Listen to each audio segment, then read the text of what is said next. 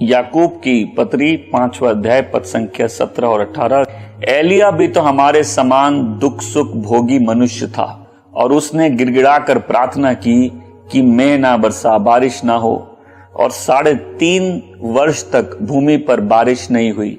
फिर उसने प्रार्थना की तो आकाश से वर्षा हुई और भूमि फलवंत हुई। आज का वचन का नाम है लाइफस्टाइल ऑफ प्रेयर। और मेरी ये दुआ है कि इस वचन के एंड तक हम लोग इस बात में निश्चित हो जाएंगे कि किसी व्यक्ति को कुछ नहीं मिलता जब तक उसको ऊपर से ना मिले। तो कि जब तक कोई विश्वासी अपने जीवन में इस पॉइंट पे नहीं है जहां वो एक्सेप्ट करे कि प्रार्थना एक लाइफस्टाइल है। वचन कहते हैं एलिया हमारे ही समान दुख भोगी मनुष्य था। जब हम लोग किसी की कहानी पढ़ते हैं हम बोलते हैं great man of God, but great man of God भी एक मैन है। पहले उसके भी लाइफ में सिचुएशन है, चैलेंजेस है, उसके भी पास 10 काम है जिसमें वो बिजी हो सकता है। प्रार्थना प्रायोरिटी है। प्रार्थना जब कई लोग जब सब कुछ टाइम लास्ट में बचता है वहां प्रार्थना करना चाहते हैं और उसमें उस समय शक्ति बचती नहीं है। नहीं, प्रार्थना लाइफस्टाइल है। प्रार्थना जीवन का फाउंडेशन है। प्रार्थना चर्च का फाउंडेशन है। जितने ग्रेट मैन ऑफ गॉड थे वो रेस्टलर्स थे गॉड के साथ प्रेयर्स में। जितने ग्रेट मैन ऑफ गॉड है वो प्रिवेल करते हैं प्रेयर में। जो जय पाता है वो प्रार्थना में प्रिवेल करता है। मार्टिन लूथर के बारे में अगर आप जानते हैं, जिसने रिफॉर्मेशन लेके आया चर्च में, जो रोमन कैथोलिक चर्च से जब अलग, उस समय के वर्ल्ड पावर उस चर्च को जो बिल्कुल दुष्ट हो चुका था उसको चैलेंज करने वाला मार्टिन लूथर, वो रोज 2 घंटा प्रेयर करता था और जितना बिजी उसका दिन था उतना ज्यादा वो प्रेयर करता था। वो जोर से प्रेयर करता तो वो बोलता है मैं चाहता हूं शैतान भी सुने मैं क्या प्रार्थना कर रहा हूं। वो जोर से प्रार्थना करता था ताकि उसका दिमाग इधर उधर भटके नहीं। और वो खुद भी मानता था कि प्रार्थना सबसे मुश्किल कामों में से एक है। मैं हमेशा कहता हूं ये बाल धूप में नहीं, ये प्रार्थना में पके। प्रार्थना सबसे मुश्किल काम है। प्रार्थना बहुत संघर्ष का काम है। लेकिन जिस व्यक्ति को एहसास होता है कि उस लाइफस्टाइल के बिना, प्रार्थना के जीवन के बिना मैं अपने विश्वासी जीवन में कभी भी फलदायक नहीं हो सकता, उसके लिए ये फिर दिन में जो समय बचता है वो प्रार्थना के लिए नहीं होता। प्रार्थना नींव बन जाती है जीवन की। ये भरोसा, ये ईमान परमेश्वर पर कि जब मैं उसको पुकारूंगा वो जवाब देगा, वो अपने वादों को पूरा करेगा। दूसरा एक प्रभु का दास जॉन वेल्स, रात को 6 से 7 घंटा प्रार्थना। और उसके चर्च में 3000 मेंबर थे, तो वो रोज रात को उठ के अपने घर के सबसे ठंडे कमरे में या तो अपने पहले गर्म कपड़े अपने बेड के बगल में रखता था और गर्म कपड़े पहन के सबसे ठंडे कमरे में जाके रात को प्रार्थना करता था। कई बार पत्नी आती थी और बोलती थी आ जाओ ठंड लग जाएगी। बोले लेकिन मेरी हिम्मत नहीं होती थी कि मैं रूम में घुसूं, क्योंकि ये इतनी पवित्र चीज है उस व्यक्ति के लिए, उसका प्रार्थना का जीवन। और वो कहता था कि मेरे चर्च में 3000 लोग हैं, इनमें से बहुत से के बारे में मैं नहीं जानता, इसलिए मैं उनके लिए प्रार्थना कर रहा हूँ। दूसरा कहता है कि रात सवेरे 4 बजे जब उसको दूसरे लोगों के काम करने की आवाज आती है तो उसके कॉन्शियंस को ये बात हॉन्ट करती है कि प्रभु का बच्चा सो रहा है और दूसरे अपने काम में लग गए। हम प्रार्थना नहीं करते क्योंकि हम अपने आप को नहीं पकड़ पाते और प्रार्थना में परमेश्वर को नहीं पकड़ पाते। परमेश्वर का आनंद है जब एक पापी प्रार्थना में उसको पकड़ ले तो। और आज मैं यही बोलना चाहता हूँ कि यहाँ कोई भी नहीं जिसको अपने ही क्षमता से, अपने ही सामर्थ्य से, अपनी भलाई से या बढ़ाई से वो इस जीवन को जी सकता। हम सबको अनुग्रह चाहिए। वो व्यक्ति जो प्रार्थना के जीवन जीता है वो जय पाता है। कई बार जरूरी है कि हम प्रार्थना में अपने आप को पकड़ ले और परमेश्वर को पकड़ ले। देखिए जब प्रभु की उपस्थिति चर्च में है, जब कॉर्पोरेट प्रेयर्स हो रहे, कोई भी प्रेयर कर लेगा। जब प्रभु की उपस्थिति हो कोई भी प्रार्थना कर लेगा। असली चैलेंज है आप अपने बिजी लाइफ में प्रतिदिन जब उस लाइफस्टाइल में जी रहे हैं। इस चर्च में, इस मिनिस्ट्री में मेरा पूरा उद्देश्य रहता है कि लोग पर्सनली उस प्रार्थना के लाइफस्टाइल में प्रवेश करें। वो लाइफ ऑफ डिवोशन जहां प्रतिदिन परमेश्वर के साथ वो व्यक्ति चलता है, जहां उसको इस बात का एहसास है कि प्रार्थना मेरे लाइफ की फाउंडेशन है। अगर आप प्रभु की सेवा नहीं भी कर रहे हैं तो भी, अगर आप अपने आप को सिर्फ बोलते मैं विश्वासी हूं, सिर्फ मैं चर्च जाता हूं, तो भी प्रार्थना का लाइफस्टाइल के बिना आप और हम जय पाके इस जीवन में परमेश्वर की भलाई या उसके वादों को पूरा होते नहीं देखेंगे। एलिया हमारे समान व्यक्ति था, दुख भोगी व्यक्ति था। मतलब जो कष्ट आपके और हमारे जीवन में आते थे उसके भी जीवन में आते थे। और यहाँ जब प्रेयर की बात हुई, ये नहीं बोल रहे एलिया बहुत बड़ा प्रभु का दास था, बोल रहे एलिया एक समान आदमी हमारे और आपकी तरह था और उसने प्रार्थना की, उसने गिड़गिड़ाकर प्रार्थना की और आकाश बंद हो गए, मतलब 3 साल तक बारिश नहीं हुई। फिर उसने प्रार्थना की और फिर बारिश हुई और सब कुछ फलदायक हुआ। और आज सबसे पहली बात यही सीखनी है, किसी को याद दिलाना है अपने आप को प्रार्थना कितनी जरूरी चीज है। बहुत से लोग होते हैं वो जब सोचते मैं प्रार्थना करूंगा और दिन का जब अंत होता है तब उनके अंदर शक्ति बचती नहीं, ऐसा नहीं है। प्रार्थना तो लाइफ की फाउंडेशन है, उसके बिना तो कोई काम हो नहीं सकता। प्रभु यीशु अपने व्यस्त दिन में ज्यादा प्रार्थना करते थे।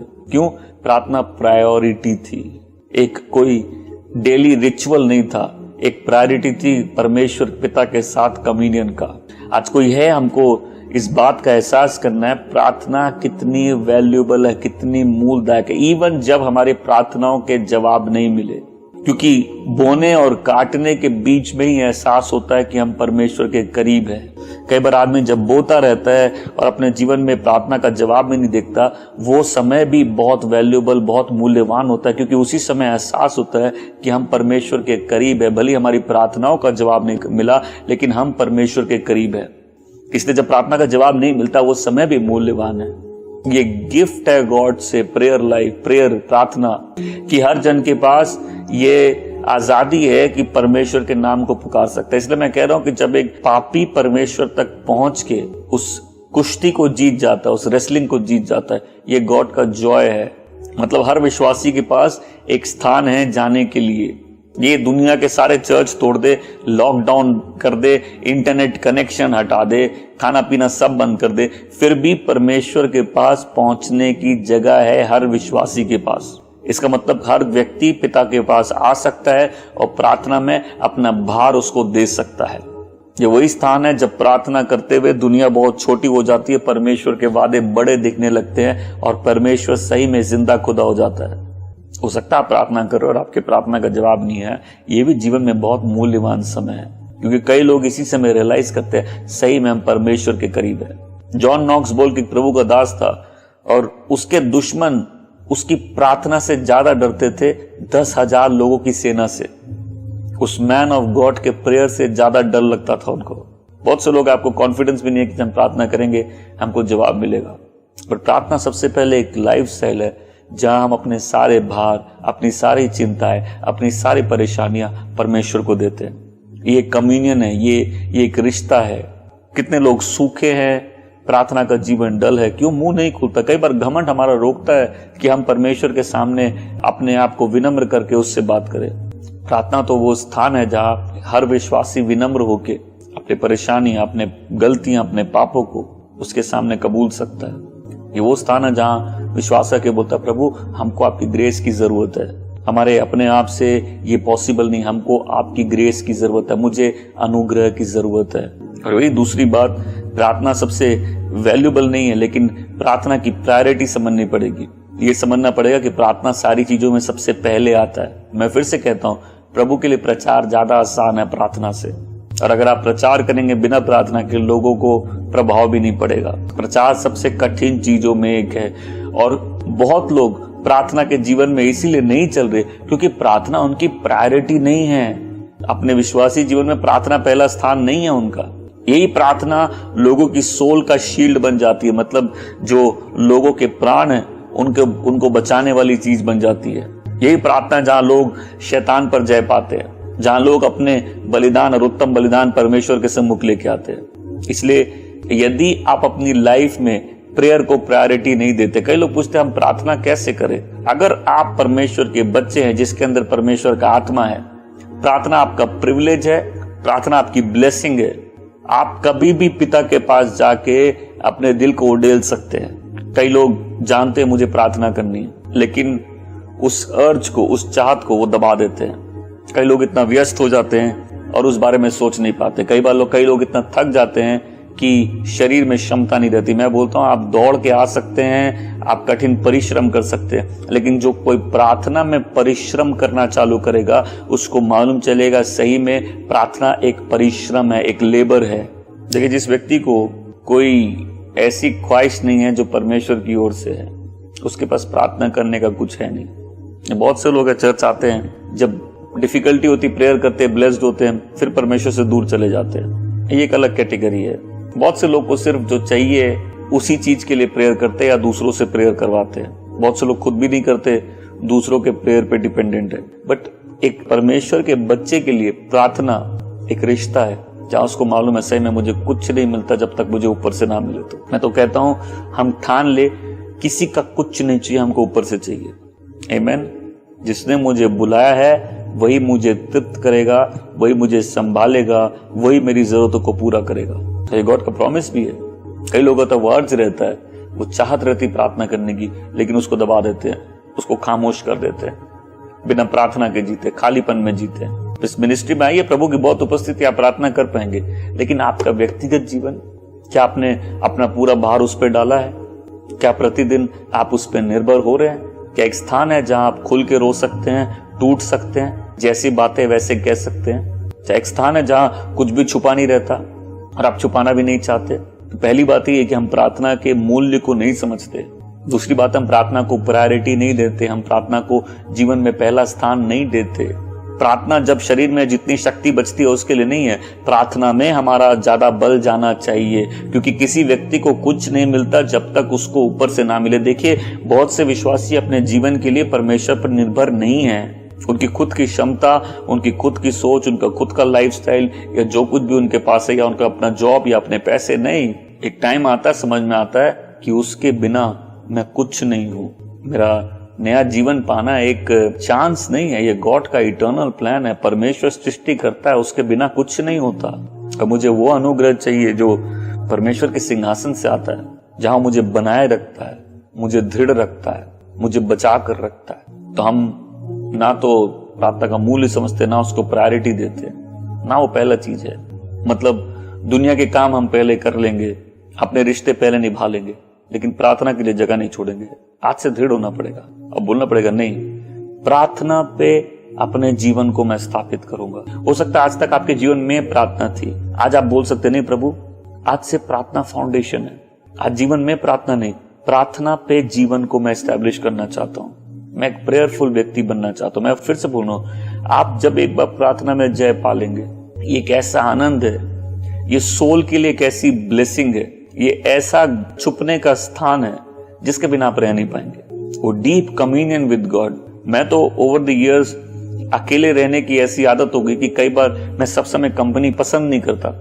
कुछ समय चाहिए, मुझे अकेला चाहिए, ताकि मैं गॉड के साथ चल सकूं, मैं परमेश्वर से बात कर सकूं। एक डीप कम्युनियन। मुझे अकेला दिनों तक रख दो, मुझे कोई प्रॉब्लम नहीं है। Deep communion with God. जब कोई व्यक्ति परमेश्वर की उपस्थिति का एहसास में चलता है, जब कोई व्यक्ति को ये बात निश्चित हो जाती है कि वो परमेश्वर के पास ना केवल आ सकता है, परमेश्वर उसके साथ है, उसके भय चले जाते हैं। कौन उसको छोड़ देगा, उसका भय। हाँ, आप जीवन में अप्स एंड डाउन से तकलीफ से जा सकते हैं, लेकिन अनिश्चितताओं के भय से आप मुक्त हो जाएंगे। आपकी जरूरतें सुपरनैचुरल, अलौकिक वे में पूरी होने लगेगी। जब एक व्यक्ति के जीवन में कोई नीड होती है, ध्यान से सुनिएगा, कोई जरूरत होती है, तो उसका भार और चिंता उसको दबाती रहती है। वो इम्पेशेंट होता है, कैसे होगा, क्या होगा। वो इंसानी तरीकों पर ज्यादा विश्वास करता है। जब चीजें उसके हिसाब से नहीं चलती, वो पैनिक करता है। कई लोग तो इस कारण से जादू टोने में जाते हैं, कई लोग इसी कारण से खून भी कर देंगे, कई लोग इसी कारण से एक्सट्रीम स्टेप्स ले लेंगे। मैं परमेश्वर के बच्चे की बात कर रहा हूं। जब वो अपनी जरूरतों को लेकर फ्रस्ट्रेशन में जीता है, ये प्रूव करता है कि उसका पूरा भरोसा, ईमान अभी तक परमेश्वर पर नहीं आया। जो व्यक्ति उस लाइफस्टाइल में आएगा और उसको पूर्ण भरोसा रहेगा, कहीं से भी आए परमेश्वर प्रबंध करेगा, वो मेरा पिता है। एक ऐसी स्टेबिलिटी और शांति उसके मन में आएगी, ये जानते हुए कि परमेश्वर वफादार है। कई बार हम लोग उस पॉइंट पे आएंगे जहां हम एकदम एज पे आ गए और लगा अभी तक कुछ नहीं हुआ, लेकिन जिसने अपना भार परमेश्वर पर डाला है, उसको परमेश्वर ने कभी नहीं त्यागा है। आज मन में प्रण करिए, नहीं, ये एक लाइफस्टाइल होगा। आपको किसी के प्रेयर में डिपेंडेंट रहने की जरूरत नहीं। आपके लिए प्रेयर की जा सकती है। संकट के समय आपकी सहायता, प्रार्थना में लोग आपको ऊंचा उठा सकते हैं। मैं मिनिस्ट्री के लिए, हर एक जन के लिए, उनके परिवारों के लिए एवरीडे प्रेयर करता हूँ। लेकिन आपको मेरे प्रार्थना पर निर्भर रहने की जरूरत नहीं है। आप अगर परमेश्वर के बच्चे हैं, आपके अंदर परमेश्वर का आत्मा है, तो आप उसके साथ खुद रोज चल सकते हैं। मैं ये नहीं कह रहा कि प्रभु के दासों की प्रार्थना इंपॉर्टेंट नहीं है, मैं ये नहीं कह रहा हमारे चर्च में जो और लोग वो हमारे लिए प्रार्थना करें इंपॉर्टेंट नहीं, इंपॉर्टेंट है। क्योंकि कई बार परमेश्वर जो लोग मिलकर प्रार्थना करते हैं, बहुत सारे ब्रेक थ्रूज आते हैं। बट मैं ये बोल रहा हूँ, जहां तक आपकी अपनी बात, अगर परमेश्वर का आत्मा आपके अंदर है तो आपको किसी की जरूरत नहीं है, कोई और माध्यम नहीं चाहिए। आप यीशु के द्वारा, उसके लहू के द्वारा पिता परमेश्वर की उपस्थिति में जा सकते हैं। तो यदि आप वो व्यक्ति हैं जो चिंतित, बेचैन, दुखी, परेशान, कंफ्यूज्ड, सवालों के साथ, बैक स्लाइडिंग में, टेम्पटेशंस में फंसा हुआ है और आपको मालूम नहीं निकलने का रास्ता कहाँ, निकलने का रास्ता है वो लाइफस्टाइल। क्योंकि एलिया भी हमारी तरह वैसा ही मनुष्य था जिसके जीवन में दुख और तकलीफें थी, परंतु जब उसने प्रार्थना की, परमेश्वर ने प्रार्थना का जवाब दिया। और ये क्या प्रूफ है कि कोई भी व्यक्ति यदि प्रार्थना में अपने पिता के साथ समय बिताएगा तो उसको उसके जीवन में प्रार्थना का जवाब मिलेगा। आप बोलेंगे लेकिन मैं तो पापी हूं, तो आपको ज्यादा जरूरत है प्रार्थना की। आप बोलेंगे मैं तो दूर चला गया, तो आपको ज्यादा जरूरत है उसके करीब आने की। आप बोलेंगे लेकिन मैंने तो कितने समय से प्रार्थना नहीं की, कहीं तो चालू करना पड़ेगा। आप बोलेंगे मुझे मालूम नहीं मैं उसको क्या बोलूं, उसको सब मालूम है लेकिन आपके मुंह से सुनना चाहते हैं। वही तो एक ब्रेक होने की जगह है, वही तो एक अपना हार्ट पोर आउट करने की जगह है। आप बोलेंगे मैं इतना कठोर हो गया हूं, मेरा तो मुंह भी नहीं खुलता। आप वेट करो, गॉड के प्रेजेंस में मुंह खुलेगा। पहले इस बात का एहसास होना पड़ेगा ये मूल्यवान चीज है प्रार्थना, मैं छोड़ नहीं सकता। बहुत से लोग दूर गए इसीलिए गए, प्रार्थना छोड़ दी, परमेश्वर पर भरोसा छोड़ दिया, ईमान लाना छोड़ दिया, मन कठोर हो गया, मन घमंडी हो गया, अपने तरीकों पर, अपने रिश्तों पर ज्यादा घमंड करने लगे। देखिए प्रार्थना ही वो जगह जहां और कोई साथ नहीं जाता है, ये वही जगह जहां गेट बंद कर देना पड़ता है, अकेले बैठना पड़ता है। आप अकेले बहुत बार बैठे होंगे, लेकिन अगर प्रभु का बच्चा कभी अकेले बैठता वो अकेला नहीं है, क्योंकि जब आप परमेश्वर को पुकारेंगे वो जवाब देगा। आमीन। और इससे तीसरी बात, सिंसियरिटी, ईमानदारी के साथ। कई बार सबसे सामर्थ्य प्रार्थना सबसे छोटी प्रार्थना होती है, कई बार वो प्रार्थना आंसुओं में होती है। तो कोई प्रार्थना कितनी लंबी है, कितनी सुंदर है, उसको कितने सुंदर से सजाया है, कितनी मीठी आवाज से बोला है, उससे कुछ फर्क नहीं पड़ता। सवाल है कितने ईमानदारी से प्रार्थना की गई है, क्योंकि परमेश्वर टूटे दिल वालों के करीब है। जिनका मन बटा हुआ है ऐसे व्यक्ति को कुछ नहीं मिलता, लेकिन जिसका दिल टूटा हुआ, आप बोले बटे हुए और टूटे में क्या फर्क है? जब बटा हुआ होता है तो हमारा ध्यान दो जगह होता है, हम किसी चीज के बारे में निश्चित नहीं रहते, हम कंफ्यूज रहते हैं, हम बड़े दूचिते होके परमेश्वर के पास आते हैं। लेकिन जब टूटा होता है तो हमारा अपने ऊपर कोई भरोसा नहीं होता, अब हम सिंसियरिटी से परमेश्वर के पास आते हैं, क्योंकि हमको मालूम है कि अब दिल ब्रेक हो चुका है और किसी जगह भरोसा नहीं है और किसी जगह कोई उम्मीद नहीं है। फिर जो प्रेयर निकलते हैं वो सिंसियरिटी से निकलते हैं। मूल्यवान है प्रार्थना, मूल्यवान है प्रार्थना, प्रायोरिटी होनी चाहिए। ये तरीका हम अपने आप को पकड़ सकते हैं प्रार्थना में। और तीसरा, प्रार्थना सिंसियर होनी चाहिए, सिंसियरली गॉड के सामने आना। और दूसरा, अगली बार प्रार्थना का लाइफ स्टाइल बन जाए। वचन कहता है कि प्रार्थना बिना रुके करो। तो कोई बिना रुके प्रार्थना कैसे कर सकता है? जब तक प्रेयर एक लाइफ स्टाइल नहीं हो जाए, जब तक परमेश्वर की उपस्थिति में जीना आपकी आदत नहीं हो जाए। आप बाहर से जो कुछ भी करें लेकिन अंदर से आप कभी चुप नहीं होते, ये होती है स्पिरिट ऑफ प्रेयर। क्या बाहर किसी और से भी बात कर रहे हैं लेकिन अंदर एक अलग कम्युनियन चल रहा है, अंदर अलग बात चल रही है, बिकॉज आपको मालूम है कि परमेश्वर के साथ समय बिता बिता के अब आपकी आदत हो गई है परमेश्वर के चरणों में सारी बातें रखने की। प्रार्थना इंपॉर्टेंट है, वैल्यूबल है, लाभदायक है, मूल्यवान है। प्रार्थना प्रायोरिटी है, प्रार्थना में सिंसियरिटी चाहिए। प्रार्थना एक एटीट्यूड है, एक लाइफस्टाइल है।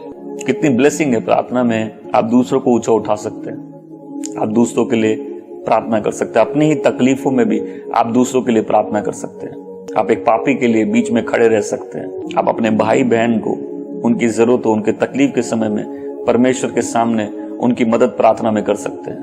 प्रार्थना ब्लेसिंग है क्योंकि हम अपने लिए नहीं, हम दूसरों के लिए भी आशीष का कारण बन सकते हैं।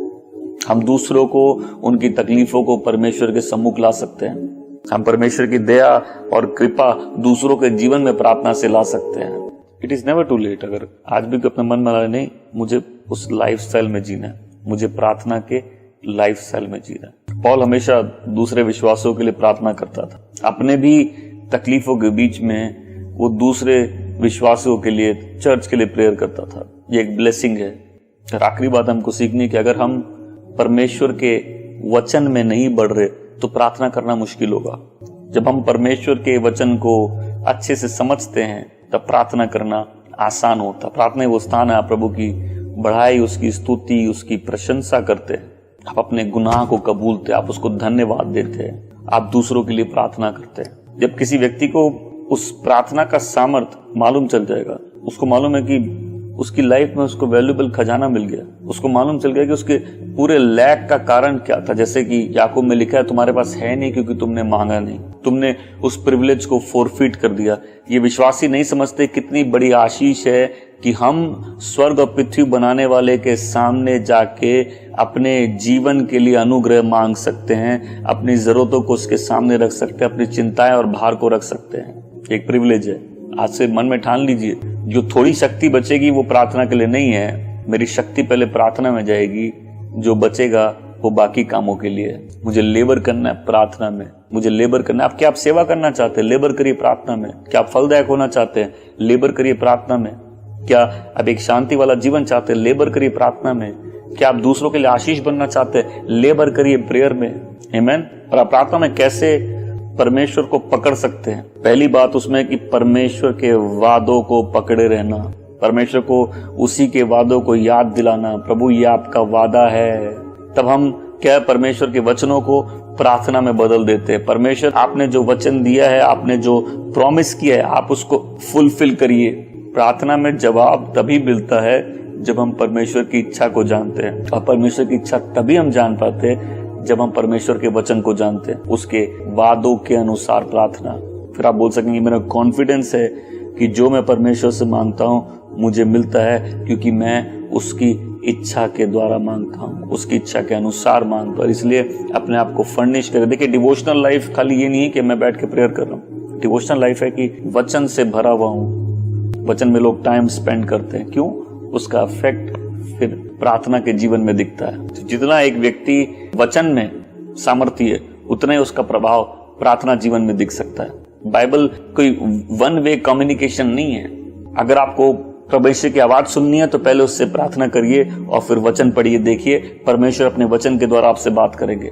कितनी बार आप प्रार्थना करेंगे और आपको लगा परमेश्वर ने बात नहीं की, लेकिन आप बाइबल खोलेंगे, पढ़ना चालू करेंगे, परमेश्वर उन्हीं वचनों से आपको बात करके आपको जवाब देंगे। प्रेयर वन वे कम्युनिकेशन नहीं, परमेश्वर बात करते हैं। कई बार क्या होता है, जब आपको कोई वर्ड चाहिए होता है और आप बहुत डेस्परेट होते हैं, कई बार वो नहीं आता।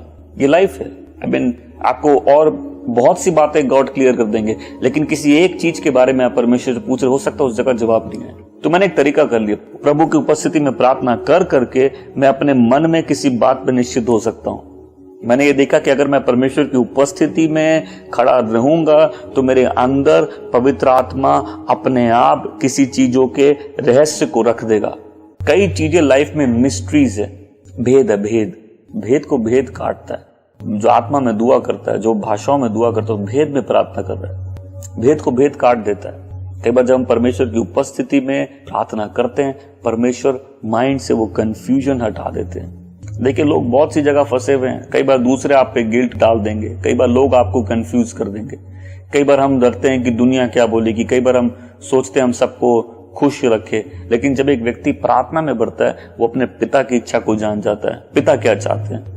और वही जगह है बोल्डनेस की फिर, क्योंकि जब एक व्यक्ति स्थिर मन हो जाता है, जब एक व्यक्ति को उसके सवालों के जवाब मिलते हैं, जब एक व्यक्ति के जीवन से धुंध हट जाता है, जब उसके भेद अब भेद नहीं रहते, वो व्यक्ति और सिंगल माइंडेडली अपनी लाइफ को डिवोट कर सकता है परमेश्वर को। अगली बात हम देखना चाहते हैं, प्रार्थना वो स्थान है जहां हम पिता, पुत्र, पवित्र आत्मा तीनों से सहभागिता करते। वचन जैसे कहता है, प्रभु यीशु मसीह का अनुग्रह, परमेश्वर का प्रेम और पवित्र आत्मा का सहभागिता तुम्हारे साथ बना रहे। प्रेयर वो जगह है जहां हम तीनों के साथ वो कम्युनियन रख सकते हैं। हम पिता के वादों को पकड़ के मसीह के द्वारा पवित्र आत्मा की सहायता से पिता तक पहुंच सकते हैं। हम तीनों को जान सकते हैं, उसमें फादर के हार्ट को जान सकते हैं, जीसस की ग्रेस को जान सकते हैं, पवित्र आत्मा की मदद को जान सकते हैं, उसकी हेल्प को समझ सकते हैं। आमीन। तो जो प्रार्थना में समय बिताता है वो पिता, पुत्र, पवित्र आत्मा के साथ कम्युनियन करता है। आमीन। वो पिता के पास आता है पुत्र के नाम से, पवित्र आत्मा की सहायता से प्रार्थना करता है। और आखिरी बात जो मैं चाहता हूं कि हम सब ध्यान से सुने और निश्चित हो जाए, भजन संहिता 65:2 में वचन कहता है, हे प्रार्थना के सुनने वाले सब प्राणी तेरे पास ही आएंगे। हो प्रार्थना को सुनने वाले कि फाइनली ये कन्विक्शन कि गॉड प्रेयर आंसर करते हैं। फाइनल बात यही हमको जाननी है, ये कन्विक्शन कि परमेश्वर प्रार्थनाओं का जवाब देते। यदि आप नया जीवन पाए व्यक्ति हैं तो इसका प्रूफ है कि आपके प्रार्थनाओं के जवाब मिलते हैं। अगर प्रार्थना के जवाब मिलते हैं, ये प्रूफ बन जाता है कि आप परमेश्वर के बच्चे हैं। जैसा वचन कहता है पहला यूहन्ना में कि ये मेरा कॉन्फिडेंस है, ये हमारा कॉन्फिडेंस है कि जो कुछ हम उससे मांगते हैं हमको उसको मिलता है, क्योंकि हम उसकी इच्छा के द्वारा मांगते हैं। कॉन्फिडेंस, आज मेरी ये दुआ है कि सबके पास वो कॉन्फिडेंस रहे कि मैं परमेश्वर का बेटा और बेटी हूं, मैं प्रार्थना करूंगा, परमेश्वर जरूर जवाब देंगे। आज कोई है जो बोलेगा मुझे अपने प्रार्थना के जीवन को बनाना है, आप देरी नहीं है, आज आप बना सकते हैं, आज से चालू कर सकते हैं। मुझे प्रार्थना का जीवन बनाना है। इसके लिए आपको पैसों की जरूरत नहीं है, इसके लिए आपको किसी की परमिशन की जरूरत नहीं है, इसके लिए दुनिया में कोई भी फैसिलिटी नहीं हो, चल जाएगा, क्योंकि इसके लिए सिर्फ आपको अकेले परमेश्वर के साथ समय बिताना चालू करना है। आप ये नहीं बोलेंगे कि प्रभु मैं जो समय बचेगा वो आपको दूंगा, नहीं। आप बोलेंगे लॉर्ड आज से मैं बिल्ड करूंगा, अपनी प्रेयर लाइफ को बिल्ड करूंगा, मैं अपने प्रार्थना के जीवन को आज से बिल्ड करूंगा, जैसे कोई घर को बनाता है।